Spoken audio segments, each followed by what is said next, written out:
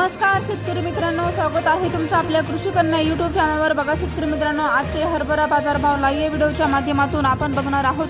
तत्पूर्वी आपण चॅनल बनवून असाल तर चॅनल सबस्क्राइब करा, व्हिडिओ लाईक करा आणि शेअर करा, त्यामुळे तुम्हाला नवीन व्हिडिओचे अपडेट लगेच बघायला मिळतील। चला तर व्हिडिओला सुरुवात करूया। बघा शेतकरी मित्रांनो, कृषी उत्पन्न बाजार समिती